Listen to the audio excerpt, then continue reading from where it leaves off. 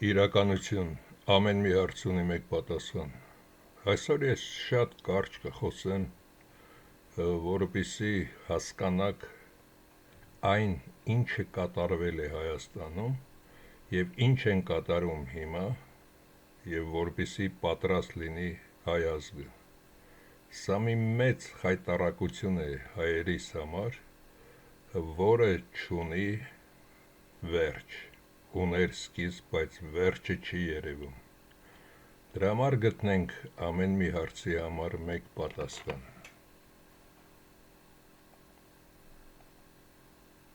Երեք դուռ։ Սա բրուտական սիստեմ է, որը օգտագործեց Քորք շունը, Լևոն Տեր-Պետրոսյան կոչվող այդ տականքը,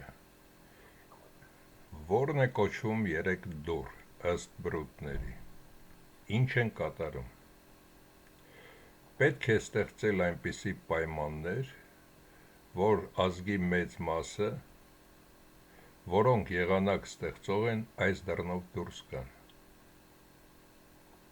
Այսինքն երկիրը թողնեն հեռանան, առանց պատերազմի, ներքին ձևով երկիրը զրկել իր գլխից։ Հասկանալի է։ Եվ մեկ ամսվա մեջ 30,000 ամենակարող մարդկանց մի մասը հեռացավ Հայաստանից։ Երկրորդը, բացեց նաև երկրորդ դուռը։ Երկրորդ դուռը դա արտասահման մեկնող աշխատող և նորից Հայաստան վերադարձողները, սրանցից որոշ չափով նվազ կարողություն ունեցողները։ Իսկ երրորդ դուռը ինչ կատարեց։ Երրորդ դուռը նա պատրաստեց նրանց համար, որոնք քանակ էին ներկայացնում, և այդ քանակը նույնպես պետք էր այնպես անել, որ հասներ նվազագույնի։ Դրա համար ինքնաթիռի տոմսի արժեքով ընտանիքի համար $1000-ից մինչև $1500 Երևանի կենտրոնում վաճառում էին տները և անվերադարձ հեռանում Հայաստանից միջին խավը։ Տակը թողեց միայն 700,000 իր ասած մարդիկ։ Իրականում, եթե Հայաստանը դիտարկես, Հայաստանում 1,8-ից ավելի մարդ չի ապրում, 1,8 միլիոն մարդ։ Իսկ եթե Հայաստանը մենք վերցնում ենք 88 թվականի տվյալներով 3,5 միլիոն մարդ, որը այս 37 տարիների մեջ պետք է աճ տար, պետք է դառնար 5-6 միլիոն մարդ, ընդհակառակը այսօր Հայաստանի կան մարզեր, որոնք ընդհանրապես դատարկ են, կան գյուղեր, որտեղ մարդ չկա, նույնիսկ խոշոր քաղաքներում, Գյումրի և Վանաձոր, այդտեղ էլ մարդ չկա, նույնիսկ անվանումները, մոռացա ասել, Վանաձոր թաղամասի անունով, երբ որ մարդիկ նշանակում են քաղաքի անուն, դա սրիկայություն է։ Վանաձորում գտնվում է հին վանքի մոտ մի բարձրունք, կոչվում է Թագավորանիստ, հենց այդ անունով պետք է դրվեր Վանաձորի անունը, ոչ թե նման էր Վանա լճին, այսինքն գետ է այդտեղ հոսում, այդ գետի ափին մարդիկ խորոված էին անում, հենց այդ անունով դրեցին անունը Վանաձոր, այսինքն ամեն ինչ կեղծում են։ Սրանից ինչ է հետևում։ Սրանից հետևում է, որ Քորք շունը ստեղծեց այնպիսի պայմաններ, որ մարդիկ թողեցին, հեռացան Հայաստանից։ Այժմ դա ավելի լավ վերլուծենք, որպեսզի հասկանաք։ Մութ ու ցուրտ տարիներ։ Այստեղ ես չեմ նշում, որ Լևոնը կատարել է մութ ու ցուրտ տարիներ։ Միայն մեկ դեպք եմ ներկայացնում, որը 2006 թվականին ինձ ուղարկեց մի երիտասարդ, այդ ժամանակ այլ անունով էի ելույթ ունենում, եւ այդ նյութերը այդտեղ նույնպես դրած ունեմ։ Կենսագրություն եւ գործունեություն, քրեական անցյալ եւ Վանո Սիրադեղյան։ 92 թվականին Էդիկ Մարտիրոսյանը ինչ-որ Վանաձորում կա այդպիսի մի անձնավորություն, Ճաճոյի Էդոյին ասում, ձերբակալվել էր զենքի ապօրինի պահման մեղադրանքով։ Նրա տանը կատարած հետախուզությունը տեսաձայնագրվել եւ ցուցադրվել է հեռուստատեսությամբ, որպես Վանո Սիրադեղյանի հայտարարած հանցագործության դեմ պայքարի օրինակ։ Քաղաքական գործունեություն, չնայած քրեական համբավին 96-99 թվականներին այդ Ճաճոյեդոն նա եղել է Հայաստանի Հանրապետության ազգային ժողովի պատգամավոր, ընտրվելով Վանաձորի թիվ 48 ընտրատարածքից, այսինքն դեպուտատին են բռնել, բայց այստեղ սա չի կարևորը, կարևորը այս մոմենտն է։ 2004 թվականի սպանությունը, դեպքը 2004 թվականի օգոստոսի 3-ին աշտարակ Երևան ավտոճանապարհին անհայտ անձինք ինքնաձիգներից կրակ են բացել նրա Մերսեդես մակնիշի ավտոմեքենայի ուղղությամբ։ Զոհերը հարձակման հետևանքով սպանվել են Էդիկ Մարտիրոսյանը, նրա որդին Սեդրակ Մարտիրոսյանը եւ նրանց ազգականը։ Այսքան տեղը հիշեք, այժմ այլ բան եմ ներկայացնում։ Երբ որ այդ ճանապարհը, չգիտեմ, Ալավերդու կողմից, երբ որ գալիս ես Վանաձոր ես հասնում եւ Վանաձորի այդ հին եկեղեցուց մի քիչ այս կողմի վրա գերեզմաններ կան։ Այդ գերեզմանների մոտ այդ տղան լրիվ նկարներով ամեն ինչով ուղարկել էր։ Այս Ճաճոյի տղա Էդիկ Մարտիրոսյանը իմանում է, որ Լևոն Տեր-Պետրոսյանը, երբ որ Վրաստանին վաճառում է հայկական մազութը եւ Վրաստանին տալիս միևնույն ժամանակ էլեկտրաէներգիա եւ Թուրքիային, բայց Հայաստանը մութ ու ցուրտ տարիների մեջ էր, նա այդ ժամանակ իմանում է, որ այստեղով 3 մեքենա են անցնում Վրաստանից գումարները բերելով տանելով դեպի Լևոնին, որպեսզի փոխանցում չլինի, նրա կամակատարները, Լևոնի կամակատարները գալիս են եւ Վրաստանից Թիֆլիսից մտնում են այդ Ալավերդով, գալիս են եւ Վանաձորով հեռանում գնում Երևան։ Այդ ճանապարհը դուք ավելի լավ կիմանաք, քան ես։ Եվ նրանք այդ գերեզմանների մոտ Էդիկը եւ իր տղան գնդակահարում են Լևոնի 3 մեքենաները եւ 2.5 թե 3 միլիոն ԱՄՆ դոլար վերցնելով փախչում։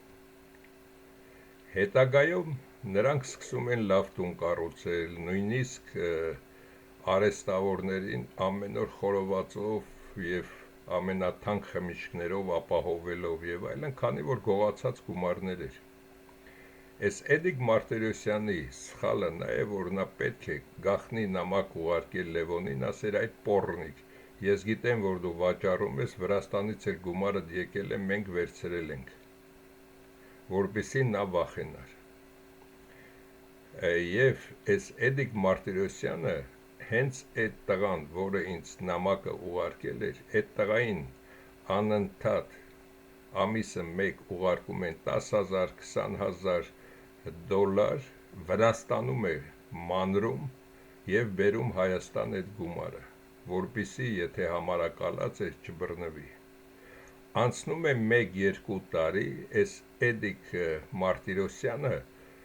ասում է արդեն հետքը երևի էլ հետաքրքրվող չկա։ Եվ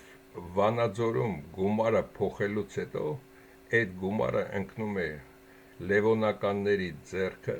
հասկանում են, որ այդ նույն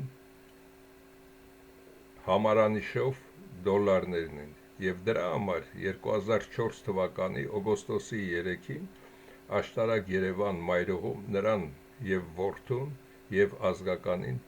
գնդակահարում է Լևոնը այդտեղ, որպեսզի մութ ու ցուրտ տարիները չերևա ինչ է կատարել, մարդիկ չիմանան դրա մասին։ Այժմ բացատրեմ։ Ըստ հին բրուտական ձևի, երբ որ նրանց զորքերը քիչ էին կամ չէին ցանկանում զորքով որևէ մի երկիր ոչնչացնել կամ քշել այդտեղի բնակչությանը, նրանք արտերն էին այրում։ Պարբերաբար 1-2 սեզոն արտերը այրելուց հետո մարդիկ հեռանում էին այդտեղից։ Իսկ Լևոնը ինչ արեց։ Լևոնը փակեց բոլոր գործարանները Հայաստանի, որպեսզի մարդիկ հեռանան։ Քանի որ Հայաստանը գյուղատնտեսություն այդքան էլ չուներ, արդյունաբերական երկիր էր, պետք էր արդյունաբերությունը ոչնչացներ, որպեսզի մարդիկ հեռանային։ Եվ այստեղ շեշտեցի այդ մութ ու ցուրտ տարիներին միայն մեկ ամսվա մեջ 30,000 ամենահարուստներն են, և որոնք կարող են եղանակ փոխել, և որոնք կոմունիստների ժամանակ շատ բաների տեղյակ էին, նույնիսկ Լևոնով է թողեցին, հեռացան Հայաստանից։ Երկիրը թողնելով անտեր, հետագայում մինչև 97 թիվը կատարվեց մոտ 800,000-ի հեռացում, և որից հետո տակը մնաց այն մասսան, որոնք գնում են Թուրքիա կամ Ռուսաստան աշխատում վերադառնում, իսկ մի մասն էլ, որը ավելի ոչ կարելի ասել հայրենասեր միջին խավը, թքեց, հեռացավ Հայաստանից, մեկ զույգ կոշիկի գնով վաճառելով գրզոյին իրենց տները։ Ահա թե ինչու Հայաստանում այսօր մնացել է մոտավորապես 1,8 միլիոն մարդ, որ 1,8 միլիոն մարդուց 1,6 միլիոնն է սովորական քաղաքացի աղքատ, 200,000-ը դա նրանք են, իսկ այդտեղ նաև այլ ազգիներ, ջհուդներ, ազերիներ, թուրքեր և մնացածին եթե հանենք վրացի և այլն հանենք, ապա տակին 1,1 միլիոն հայ էլ այստեղ չի մնացել։ Իսկ եթե մնացածի գենն էլ ստուգենք, ապա կես միլիոն մարդ լինի թե չլինի այսօր Հայաստանում։ Ահա այն ճշմարտություն է, որը թուրքերը յաթաղանով էին կատարում 1915 թվականին, իսկ Լևոնը կատարեց այդ մեռած լեզուներ ուսումնասիրողը անգլիական ամենակատարյալ ձևով, ոչնչացեց բոլոր գործարանները։ Եվ դրա մասին էլ կխոսենք ու կվերջացնենք ֆիլմը։ Այժմ Դոդիկ։ Այս անձնավորությունը լավ մարդ է թե վատ մարդ է, նրան Լևոնը նույնպես փչացրել է և գցել են նրան KGB-ի արխիվները այնքան տվել, ստորագրել է, որ իրենց գործականն է։ Եվ մի հաղորդում էի դիտում, պարբերաբար ես սաղին ուսումնասիրում եմ, սկսեց սրա գովքը անելը, որ սրա ծրագրերը իրեն դուր է գալիս։ Եթե վերցնենք երկուսի խելքի մակարդակը, սա Դոդից խելացի է, սա այդ քայլը պետք է չաներ, այսինքն սրան փչացրել են, որ սա նույնպես այս ճանապարհով Լևոնի դրած մարդկանց գովքը անի, և սրա նման տարիքն առած հազարավոր անասուններ կան, որոնք կարող էին իրենց տունտեղը ծախել, փախչել Հայաստանից, ոչ թե մնալ և հակահայկական քայլեր անել։ Միևնույն ժամանակ այս անձնավորությունը շատ գովում է նաև իրանցիներին, իրանական զենքը և այլն։ Եվ այժմ կանցնենք նաև դրան։ Ասում են, որ այսօր շատ կարճ եմ խոսելու։ Նիկոլի նվերը, երևի բոլորդ էլ հիշեք 17-18 թվականին, թե Սերժի ժամանակ էր, որ մի կին 4 հաց էր գողացել, թե ինչ էր արել ընտանիքը պահելու համար 4 երեխա ուներ, 5 տարի դատեցին այդ կնոջը, որ նույնիսկ 1-2 տարեկան երեխա ուներ։ Նիկոլը 10,000-ից ավելի, 10,000 քառակուսի կիլոմետրից ավելի նվիրել է, ոչնչացրել է այսքան հայ սերուցքը։ Միևնույն ժամանակ 44 օրյայի ժամանակ չի ոչնչացրել հայկական զենքը, այլ նվեր է տվել ադրբեջանցիներին 7-ից 8 միլիարդ ԱՄՆ դոլարանոց զենք է թողել մարտի դաշտում, որպեսզի ազերիները վերցնեն, ճիշտ է իր պապաների հետ միասին։ Ինչպես նախորդ ֆիլմում նշեցի, ոչ մի կամուրջ չի պայթեցվել, ոչ մի կարևոր օբյեկտ չի պայթեցվել, որպեսզի նրան ձեռքը միայն փլատակ ընկնի։ Եվ ես ինքս եմ տեսել ֆիլմը, երբ որ ազերի զինվորները մոտ 8-10 մետր բարձրությամբ, երևի 10-12-ի վրա արկղերը իրար վրա բարձած և նրանք կողքը կանգնած, թե ես հիմար են, ես ինչ են, այսքան զենքը թողել և հեռացել։ Մինչ այդ հայր երիտասարդ զինվորներն էին դրա կողքին ֆիլմ նկարում, թե ես ինչ են սա դրել այստեղ ճանապարհին։ Հիմա հասկանում եք, ովքեր են սրանք և ինչ եմ ես ասում, սնայպեր կամ սրանց պետք է ոչնչացնել։ Այժմ ավելի խորանանք։ Ընտրություններ։ Առաջ են քաշել այս գրատախտակ դեմքով անասունին և նույն անասունները այստեղ հավաքված, ծախված անասունները առանց հասկանալու, սրանց համար ոչ պատիվ, ոչ ազգ, ոչ իրականություն գոյություն չունի, միայն գումար, ծախվել և դրանից գոհ լինել, որ փող են կապել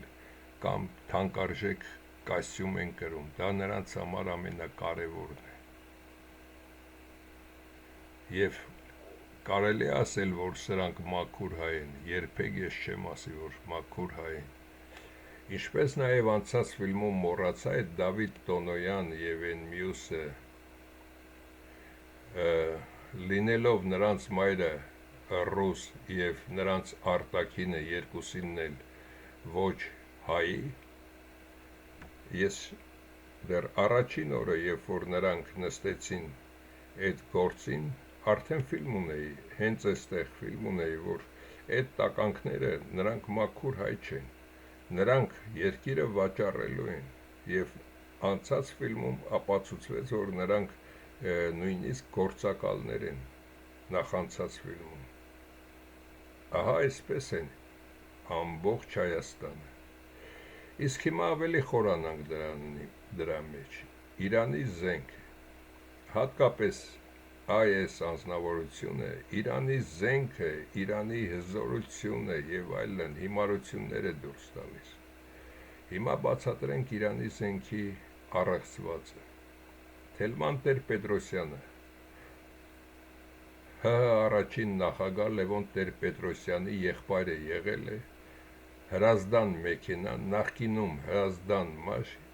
գիտաարտադրական միավորման տնօրենը, ամենահզոր Հայաստանի միավորումներից մեկը։ Եվ նայեք անցյալում հայի դեմքով, հայի մաքուր մտածելակերպով այս անձնավորություններին։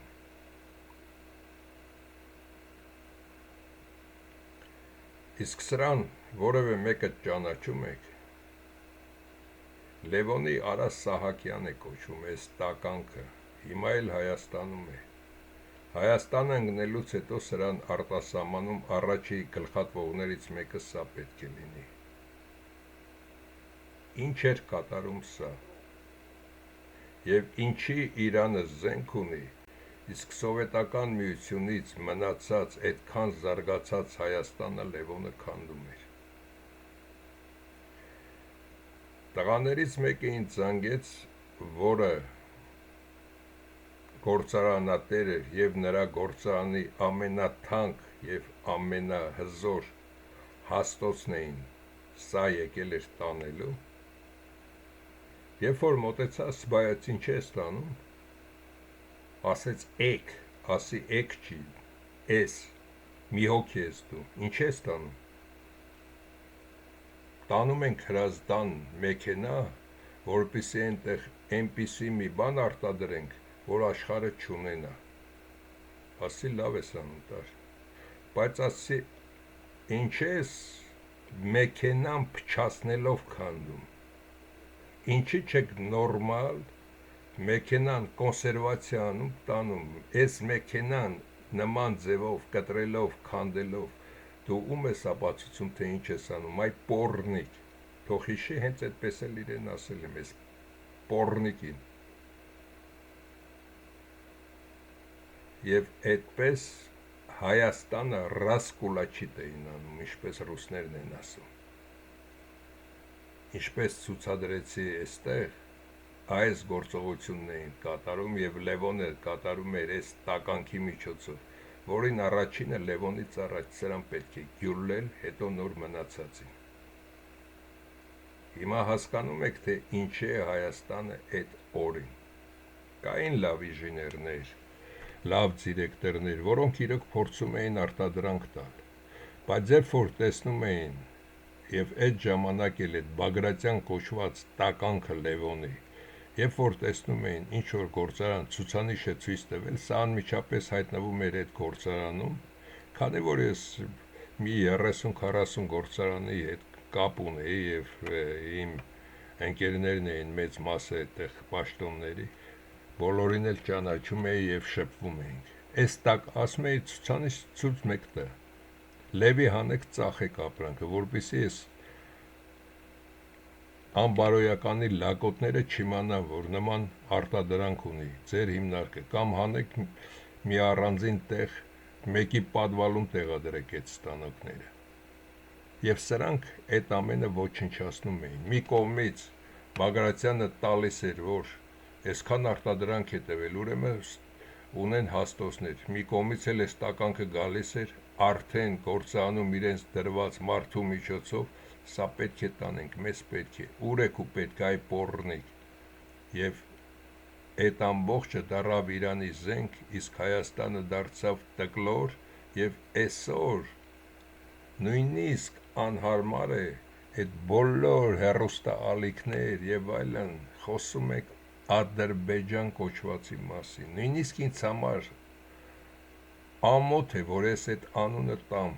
շատ ժամանակ որ տալիս եմ այդ Ալիև կամ Ադրբեջան անունը, որպեսզի դուք հասկանաք, ինձ համար ամոթ է, որ նրանք մեր կողքին են, կամ նրանք մեզ հաղթել են, կամ նրանք կարող են հային թելադրել ինչ-որ մի բան, պետք է մարդը ունենա իր արժանապատվությունը, որը սրանց մեջ, այս բոլոր տականքների մեջ բացակայում է, այժմ նաև զենքը, մի մասը ասում են, որ առաջին նախագահը այսպիսի բան կատարեց, երկրորդ նախագահը այսքան հզոր և այսպիսի մարդ է, երրորդը տեսակ չտվեց, Նիկոլը տվեց, այ պոռնիկներ, օֆիցիալ Հայաստանից դուրս է եկել 200 միլիարդ ԱՄՆ դոլար, մինչև Նիկոլը, դրանից հետո խայտառակություն է եղել, սրան ժամանակ հաշված թվերը և ամերիկացիների և մեր հաշված թվերը բոլորը համընկնում են 8 միլիարդի տարբերության կա ամերիկացիների և մեր մեջ, ամերիկացիների հաշվարկով 204 միլիարդ է, մեր հաշվարկով 195 ու 6 միլիարդ է, որ սրանք Հայաստանից տարել են, այդ հանքեր, մանքեր, գործարաններ քանդելուց և այլն, բացի դա նշել եմ նաև, նարկոբիզնեսով տարեկան 2-ից 4 միլիարդ,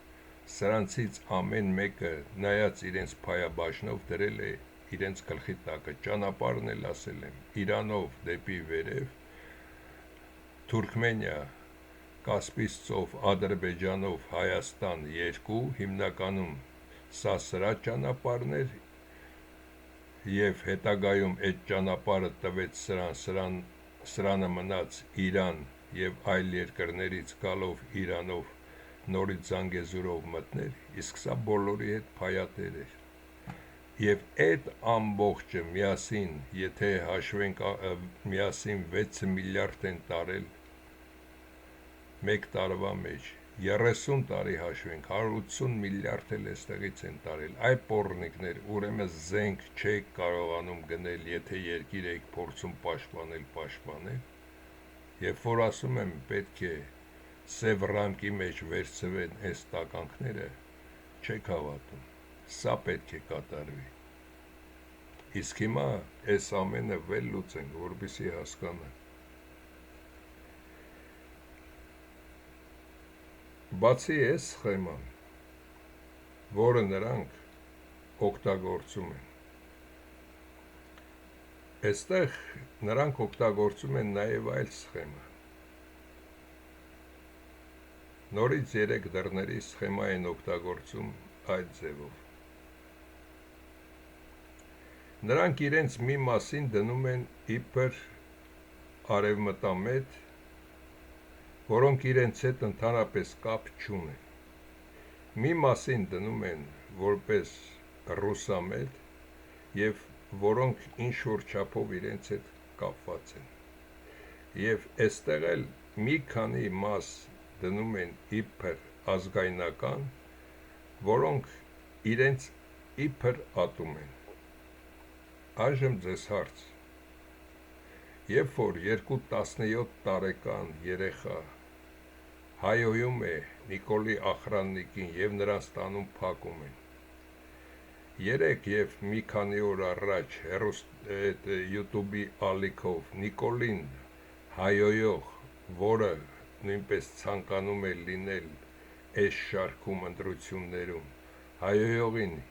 երբ կբռնեին և կտանեին ԱԱԾ։ Եթե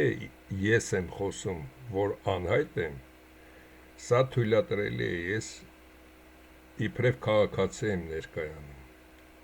Իսկ եթե արդեն կուսակցություն է կամ ինչ-որ մի կազմակերպություն, նա այդպես լկտի հայոյում է, այսինքն նա իրենց մարդն է։ Եվ բոլորին ուսումնասիրելով, թե ովքեր կտան արդեն իրենց ձայնը իբր ընտրություններին մասնակցում են, մայիսի սկզբին է լինելը, բայց մի քանիսին, քանի որ դուք էլ եք շտապում, ես էլ լրիվ ուսումնասիրեցի, տեսա, որ մաքուր ոչ մեկը չկա դրանց մեջ, ովքեր պետք է իբր Հայաստանի վաղվա բախտը որոշեն։ Դրա համար կսկսեմ մերկացնել հերթով, բայց մինչև հերթով մերկացնելը ասեմ առաջինը սրան, այ անբարոյականի լակոտ, առաջինը քեզ եմ մերկացնելու ու ցույց տամ նաև քո մարդուն, որին բերել ես դրե իբր Հայաստանի փրկիչ, առաջինը քոնն եմ բերել դնելու, հետո քոնը, հետո նոր քո մարդկանց եմ բերել դնելու, իսկ առաջինը քոնն եմ դնելու և այդ մարդուն նույնիսկ զգուշացրել եմ, ցած դիր զենքերդ և ռադ եղի էստեղից, սա քո մակարդակի խաղ չէ, դու վերցրա քեզ տված այդ մի քանի գումարը, ասա որ գժվել ես և ռադդ քաշի, իսկ երբ ներկայացրեցի, արդեն մերկացրեցի, արդեն ուշ կլինի, այդ ջահելի մասին է խոսքը, ում սա փորձում է իբր հայրենասեր ներկայացնի։ Եվ այս ընտրությունները ավելի խեղկատակ է լինելու, ավելի խեղկատակ է լինելու, քան Նիկոլի 21 թվական և այլն։ Երբ որ քոռը սկսում է խոսել, դա ամենաանտանելի, ամենատաղտկալին է լինելու։ Դրա համար աշխարհի հայեր, բոլորս 8 միլիոնի մեջ, եթե 8 միլիոնը ամեն մեկն էլ $100 դնում է, 1 միլիոնը, որոնք գումար չունեն, բայց ցանկություն ունեն, կարող է գալ Հայաստան։ ովքեր այդ 7 միլիոնից չեն ցանկանում, կարող են չգալ, բայց 1 միլիոնը բավական է, որ մեր մեջից ընտրենք մարդ եւ որը սկսի պայքարել այս տաղտկալի երևույթի դեմ եւ այնքան մարդ ունենանք, որ ամեն մի այդ ընտրատեղամասում 5-ից 10 մարդ ունենանք եւ միևնույն ժամանակ նաեւ գաղտնի հզոր տղաներ, որպեսզի երբ որ հարձակում լինի կարողանանք պաշտպանել։ Սա կլինի Հայաստանի փրկությունը։ Իսկ նրանք, ովքեր այսօր Հայաստանում ներկայացված են իբր Հայաստանի փրկիչներ, դրանք բոլորը մանիկեններ են, ծաղրացու խաղացողներ են, վերևից ներքև։ Իսկ ով կասկած ունի, որ իրեն էլ եմ այդ ցուցակը գցել, խնդրեմ, ասեք, որ ես այս տղեն եմ, հետո ես ապացուցեմ, որ դու այդ տղեն չես, դու ծախվածի մեկն ես, բոլորին էլ ապացուցեմ, այսքանը եւ հիշեք, ոչ մի կազմակերպության, ոչ մի կուսակցության, ոչ մի այդ ալիքներ իբր ձեզ լուսաբանող, ոչ մեկին, ոչ մի լումա չեք ուղարկում, ոչ մեկին ոչ մի լումա չեք տալիս, միայն եթե ունեք լավ բարեկամներ հայաստանցիներ, կանչեք Հայաստան ձեր լավ բարեկամներին, եթե լավ հայեր եք, հավաքվեք եւ մայիսի կեսերից պետք է լինել Հայաստանում, իսկ եթե կան արդեն արժանավոր հայ մարդիկ, որոնք կցանկանան իրոք կուսակցություն եւ Հայաստանից ինչ-որ մեկին պատահական կարող է լինել այդ մարդը, բայց լավ մարդ, դնենք որպես մեր թեկնածու եւ 1 միլիոնով ներս գործենք Հայաստան, ապա ինչպես հռոմեացիք են ասում, երբ որ հայկական լեգիոնը գալիս է, ամբողջ երկիրն է դողդողում։ Հիշեք այսքանը։ Սա մեր լինել չլինելու Սարդարաբադն է։ Եվ այսօր ներկայացրեցի այն սխեման, որով այս պոռնիկը ամբողջը վերացրել է։ Սրան ասում են ռուսական ագենտ, բայց սա միևնույն ժամանակ եւ ռուսական, եւ Մոսադի,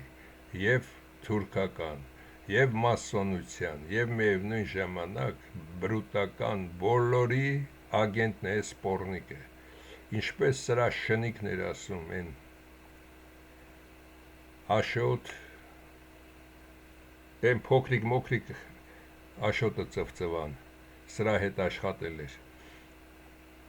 Լևոնը միայն ման է գալիս, ամբողջ օրը սպասում է, թե որ երկրից ինչ հրահանգ կստանա, որպեսզի կատարի, քանի որ լրտես է, եւ սրա նմաններին էլ ասեմ, տարիքը տառած անձնավորություն ես, հերիք է էշ խոսաս եւ սկսես նաեւ սրանց խաղը խաղալ, սրանք միլիոններ, միլիարդներ ունեն, դու որ հայտնվեցիր արտասահմանում Հայաստանի կործանվելուց հետո, քեզ շան տեղ կապելու են մեկի հայաթում ընտանյոք հանդերձ, մինչև սատկես, եւ մյուս քո նմաններին է վերաբերում, որ հիշեք այսքանը, եւ հիշեք նաեւ ինչի Նիկոլի այսքան նվեր տվածի համար Հայաստանում բոլորը լուռ են, իսկ 5 հաց գողացողին 5 տարի դատապարտել են Հայաստանում, կնոջ, որը ունի 4 երեխա։ Եվ նաև մի քանի օքու եք ներկայացնում, եւ ասեմ, այստեղ արևմտամետ եք ասում, թե ինչ եք ասում։ Հայաստանում գտնվողները բոլորը դա լևոնական տարբեր ճյուղեր են։ Լևոնական սերժական ճյուղ լինի, լևոնական ռոբիկական ճյուղ լինի, թե զուտ լևոնական ճյուղ, իբր մնացածն էլ նիկոլական, իսկ դրսում կամ դրսից, եթե ինչ-որ մեկն էլ ցուցադրում է, որ դրսից է եւ այլ է, դրանք բոլորը ռուսական ճյուղեր են, իսկ Ռուսաստանը բրուտների առաջին զենքն է Հայաստանին խաբելով ոչնչացնել, հիշեք, Ռուսաստանը բրուտի առաջին զենքն է Հայաստանին սիրաշահելով ոչնչացնել, այսքանը։